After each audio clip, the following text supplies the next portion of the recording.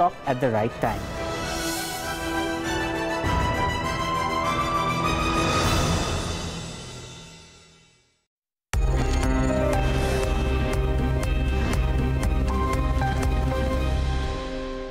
We have with us Mr. S.N. Subrahmanyan, MD and CEO of L&T. Sir, thank you very much for joining us on Bloomberg Quick. Sajid, great to be on Bloomberg and lovely to have met you. Sir, let me start with the SP program, and I want your views on that. How far has it reached, and from an industry point of view, and you're one of the leading companies in the defense sector, is the pace keeping the players satisfied?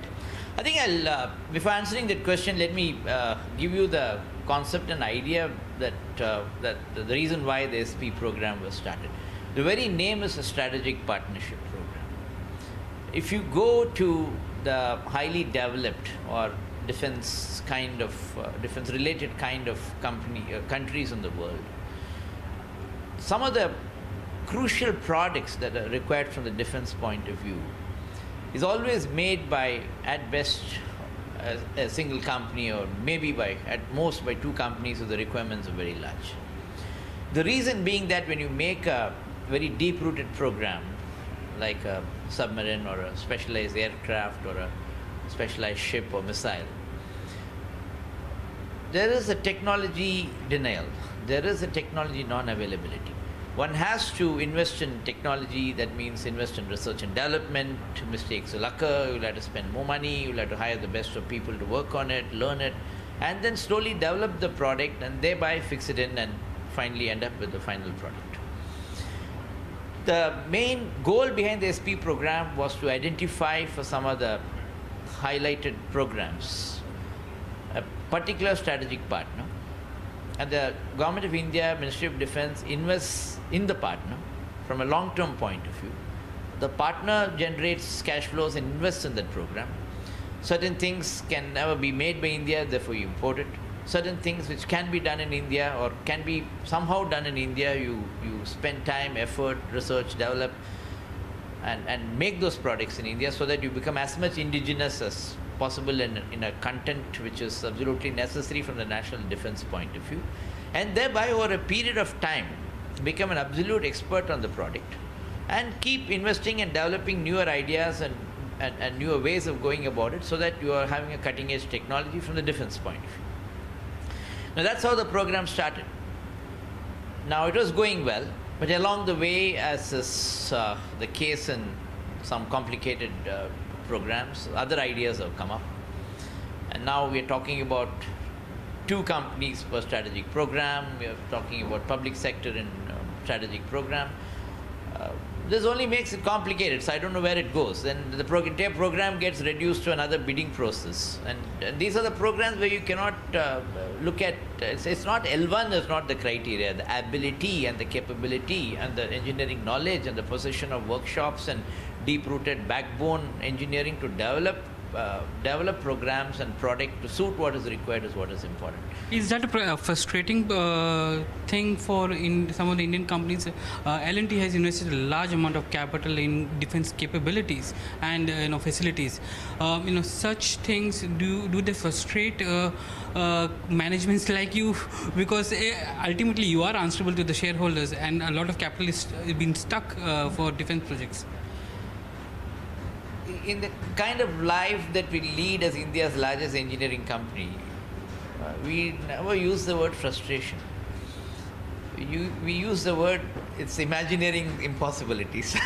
So this is one of that, and it's fascinating to see how the mind in the Government of India works and the Ministry of Defence works. But I think there are intelligent people there. There are people who are serious about what needs to be done from the defense point of view there. So finally there will be a way found out, but the way we work, the way our ecosystem of decision making works is like that. So one has to, when you change from a system where you have technical specs defined and you go past that and you code for it and you become L1, and that's the only route to go forward. And we have tightened it to that extent that that seems to be the only way to go forward. Now to look at something which is more egalitarian and in a true sense more partnership oriented, does take time, and maybe some maturity has to come into the system. So let's be positive about it. I don't want to say anything else much Sure, about it. it's been a long wait for many of the companies in the sector. Which are the strategic partnership program you will be interested in, and you will be bidding actively? I think we were primarily interested in the submarine program. As you know, L&T is already involved in the end submarine program. It's a good program. We have developed massive expertise in the design of hull and the interiors and how to go about the entire systems, including testing, commissioning. I think that expertise should not be lost. We should keep it within ourselves. It's a treasure for the nation. L&T is part of the country at the end of the day, and therefore we would be very keen and see that as one program where we really go through. We are also into the gun program, both the mobile gun program, the towed gun program, and also the FICV, as we call it, the Future Infantry Combat Vehicles. The gun program is, the RFIs are out for one of the gun programs, right? What we have done right now is not called the K9 Vajra. This was the largest private sector defense order ever won by a private sector in India. It was got by us last year. We have 10 guns, 10 self-propelled artillery guns already available in our workshop in Hazira, and we plan to induct it into the army as early as possible now. We're waiting for the formal procedures of testing, etc. And we have, by 3 years, we'll finish the 100 guns. And we are in contention for the towed gun program as well as for the FICV. We'll see how to take that forward. Where is the FICV? Because I've been hearing for FICV at least for 5 years, where it's gone. Lots of work has been done on it, but I understand this. It's still at the IPR stage, or it hasn't gone forward. I mean, there are many players just waiting there with the prototypes ready. It is a complicated program. It involves a lot of research development and indigenization and how to go about it. So you see the prototype in one of the rooms out here. So I'm still optimistic about the program. You can't blame the IPR or the RFI alone for it. I think from our side also, the time it has taken to do the research development and arrive at pricing, etc., has been complicated from the private sector side also. So we need to step it up and put it into place to move it forward. We'll do that. We'll do our best on that. And you're working on more JVs for the aircraft landing systems, right? For the Navy as well. That's something which we are primarily into weapon systems, into the surface ships, into the naval ships, and into the missiles. And we are into some production of key electronics and key components like missile launchers or torpedo launchers or landing system gears, etc. So whatever happens in these areas, we will try our best to be there on top of it. We're not trying to broad base our activities. We are not into the, for example, the Air Force or things like that. So within this area, whatever is there, we will develop. We will be having the state-of-the-art solutions from the armed forces point of view. From the defense point of view, how much do you think defense will contribute? Do you have some visibility of the kind of orders you have with you for the next 5 years, and how defense will be contributing to your revenues going forward? If I were to tell you I didn't have some idea, that would be wrong. If I were to tell you what is the idea, you would say you're staring into the stars. So what I would tell you is that at the moment today, with about 5,500 crores worth of sales, we are probably the largest private sector defense player. So this comes from the things I told you, including some civil works. Now, we intend to be a serious player in defense area. That's one of our thrust areas. And I'm not able to give you a number as to what would be. That would be an internal number going out. But I think we do place a lot of importance to defense, and we will as an organization do what it takes to be, what takes us to be where we need to be. What's the kind of order book you have for defense? We have at the moment, including the Vajra order, at about, I think we have an order book of about 15,000 odd crores, and we will try to increase that as we move forward. Yeah. I need to ask you about some economic questions. Now we've seen oil firming up. That hydrocarbon was one of the areas which which went down for you at some point in time. Are you seeing revival happening for orders from that segment for L&T as a whole? Our hydrocarbon business under my colleague Subrahmanyan is there, has turned around. It's doing well. I'm not able to give you the forecast of numbers because the year end is just in question. I understand that. We've done well, to reassure you on that. That business has seen a huge revival. The team is all charged up. We have seen orders coming from Middle East. We have seen orders coming from India. The oil prices going up makes us feel good from that business point of view. Though from Indian economic and other point of view, it makes us a little look at it a little tougher, because lower the oil prices, it benefits the Indian economy from that angle. But from hydrocarbon business point of view, I think we are seeing good times. We are sitting on a fair amount of orders, and we see revival there for sure. Domestic market is something which you've been watching very closely, and your performance almost mirrors the barometer for how capital cycle is picking up. Do you see some pickup happening? We've seen of late a lot of hiccups with respect to IBC cases which are coming in, which has slowed down lending and other stuff, and banks have been little reluctant on lending as well. All these factors, do you see impacting the capital cycle, or you've seen capital now? There are some green shoots with respect to okay, people are coming back on the drawing board and trying to look at new projects. Let's break the domestic sector into broadly two parts. One is the private sector. Most of your questions are related to the private sector. We see small green shoots of private sector revival, but in my view, it's far from there. Many of our peers are in bad trouble financially, high debt, going through NCLTs or other forms of corporate debt structuring. Many of the balance sheets still have huge amount of debt for them to feel easy to invest further. Some of the capital that is available has also gone into buying some assets which are in trouble or which were in NCLT. Banks maybe take a haircut, somebody else takes a haircut, but finally some of the groups have gone into some of these big assets and getting them at a fairly decent price from their point of view to move it forward.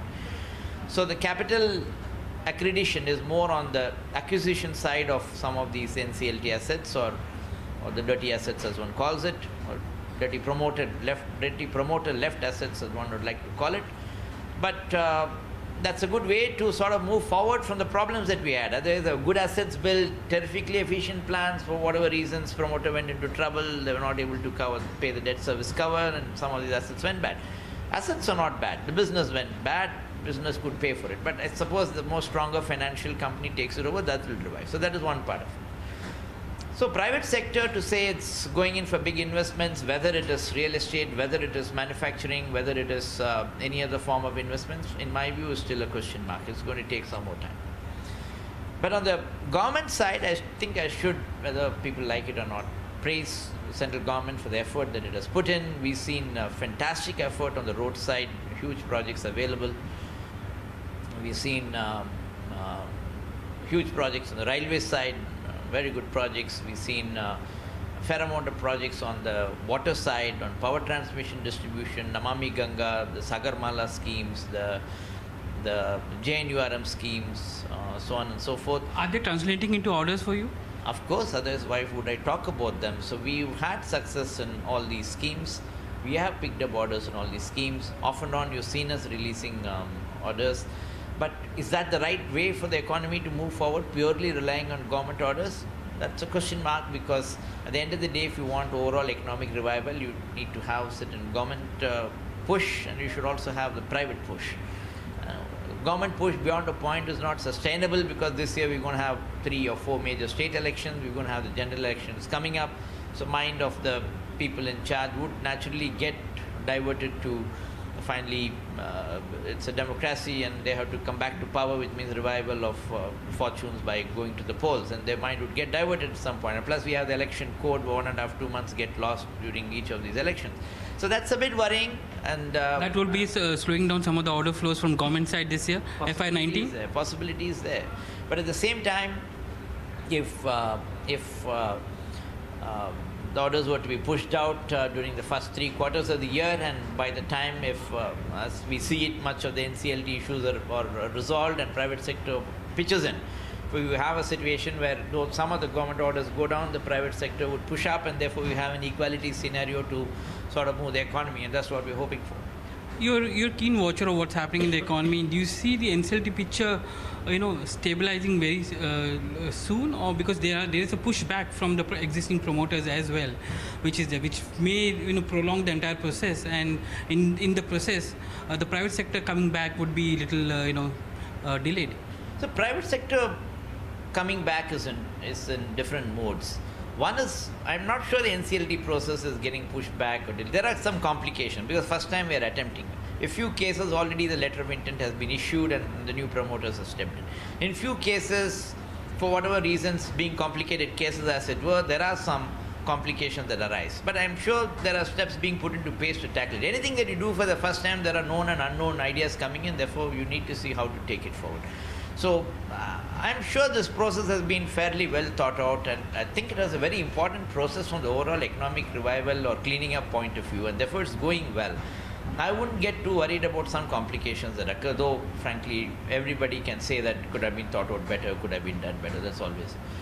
Private sector is also coming up because many of the balance sheets by themselves, many of the promoters realize that assets, they have tried to sell out their assets, they try to deleverage themselves, they have been more conservative in some of the biddings and going forward in the businesses. They have tried to look at other geographies from the business point of view. So many of the promoters also spend time reviving their balance sheet and profit and loss. And I think prudency has played a part there, and therefore there's a revival from that point of view also. So they will, once they have a clean balance sheet, have more money, want to invest and do something else. After all, money is lying, you want to invest and do something else. So they would do that. So it's both ways. Let's not only think there's only one method. Finally, if you look at FY19, will you keep that smile?